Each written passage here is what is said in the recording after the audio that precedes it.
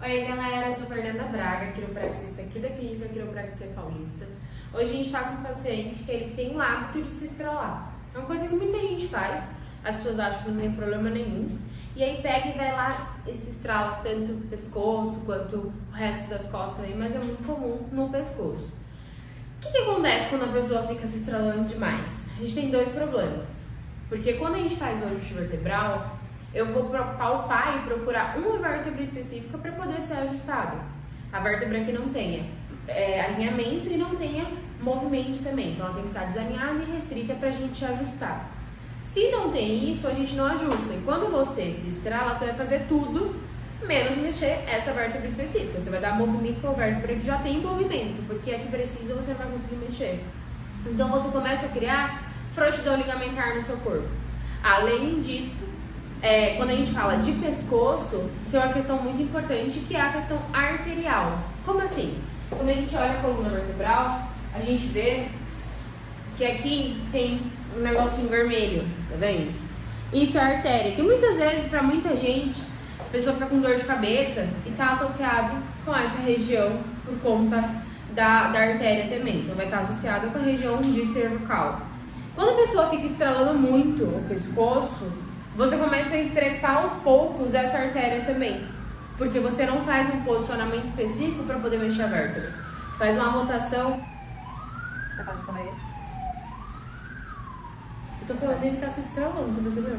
Eu não percebi, depois você acabou de falar, eu estralei dele. Ele tá se estralando.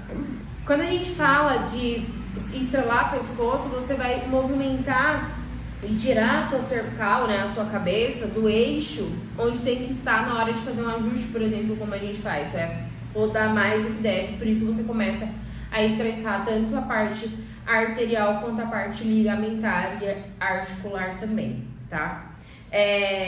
A gente fez alguns testes já nele para poder ver se tem algum tipo de alteração biomecânica ou neurológica que esteja acontecendo. A gente conseguiu achar uma alteração neurológica que está relacionada à força muscular da parte mais baixa de cervical, né? Uma transição de cervical para torácica, que a gente chama de cervical, que a gente chama de transição cérvico-torácica, tá? Então ele tem uma alteraçãozinha, a gente vai mostrar essa alteração. Os movimentos da cervical dele estão alterados também. Ele tem... Puta merda, meu parceiro! Tô tentando trabalhar aqui, hein? Ele tem uma alteração de biomecânica na cervical dele, né? Uma alteração biomecânica como assim? Ele não consegue chegar a um movimento máximo que tinha que chegar, então ele tem uma restriçãozinha de movimento. A gente vai ajustar a cervical dele e testar de novo tanto parte de movimento quanto parte de força muscular também, pra vocês verem antes e depois de como que fica, tá? Aqui tá nosso paciente, ele é o Jay.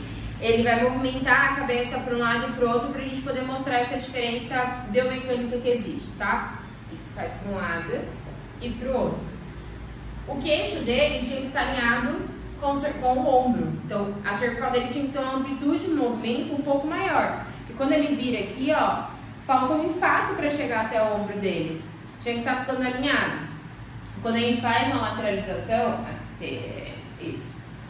E o outro lado também. E o outro lado. A orelha dele tinha que estar encostando também na região do ombro. E não está acontecendo.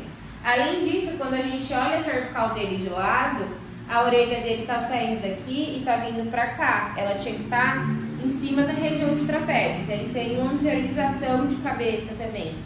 Isso causa o famoso calombinho que a gente fica aqui. Ele está começando a ter também, que também é uma questão postural.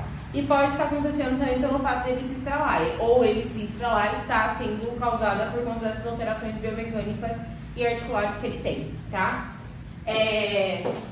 Faz assim pra mim, vou fazer aquele teste.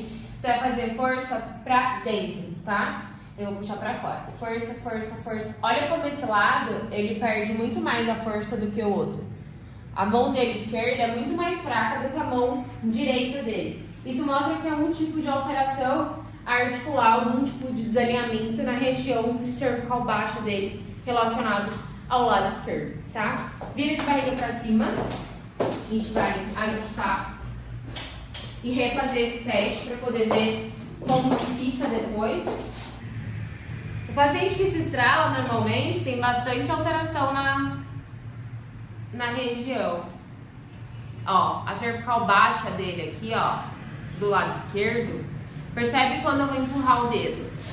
Aqui não movimenta, enquanto esse lado, ó, já movimenta mais, tá vendo? Então a gente tem uma restrição de movimento nessa vértebra aqui que está associada com o desalinhamento dele.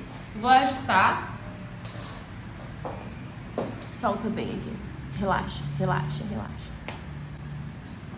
Fazer a de cima também, que tem uma alteraçãozinha. Relaxa aqui, solta, solta. Olha como a movimentação, quando a gente testa aqui, ó, já tá um pouco mais maleável. E é um pouco mais confortável também, né? Sim. Antes tava um pouquinho mais Tava dolorido. doendo. A gente vai fazer de novo aqui o teste para poder ver como que ficou pós-ajuste. Faz força para dentro. Força, força, força. Ó, já tá com a restrição um pouquinho, já tá com a resistência um pouquinho melhor. Então, isso mostra pra gente que o desalinhamento que ele tava tendo na região baixa tava comprimindo parte neurológica que faz irrigação para músculo. E aí você começa a perder um pouco de força muscular. Tem gente que perde força muscular, tem gente que perde sensibilidade. E é muito comum isso acontecer. Quem se estrala, intensifica isso. Então, você para de se estralar, tá? Além de tudo, quem se estrala, como eu falei antes, acaba gerando estresse para a artéria. E isso corre risco de ter AVC. Eu acho que você está muito novo para ter AVC por enquanto. Então, não é muito indicado ficar se estralando. Se você gosta de ouvir estralo, por exemplo, vem pra cá que a gente estrala você, tá? Agora eu vou ajustar o resto do corpo dele, aí você acompanha aqui como que é normalmente uma sessão, tá bom? Olha aqui, ó. Ele tem uma diferença de membros inferiores, tá vendo? A perna direita dele tá um pouco maior do que a perna esquerda. Quando a gente palpa, tem diferença de movimentação também dos lados, né? Um lado tá indo mais do que o outro. Tem desalinhamento. Nossa senhora! Tem um monte de desalinhamento aqui. Respira fundo. Solta bem o ar. Relaxa, relaxa, relaxa. Tudo bem? Mais uma vez. Respira fundo. Solta o ar. Boa. Vira de lado. Dá essa parte aqui. Estica de baixo. Deixa o corpo bem soltinho, tá? Você vai ter a sensação que você vai cair, mas não cai não. Solta bem. Vira pro outro lado.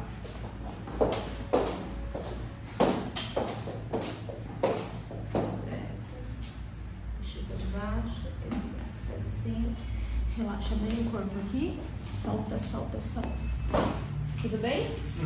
Barriga pra baixo de novo, só pra gente comparar como ficou com as suas pernas.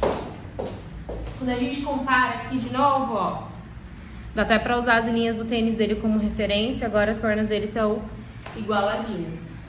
Ou se você tem algum tipo de alteração de perda de força em braço ou em perna, ou então alguma coisa do tipo, marca sua consulta, manda mensagem pra gente aqui na clínica, que a gente vai tirar suas dúvidas, marcar a sua consulta pra fazer a avaliação e ver direitinho o que tá acontecendo, tá bom? Beijo, gente!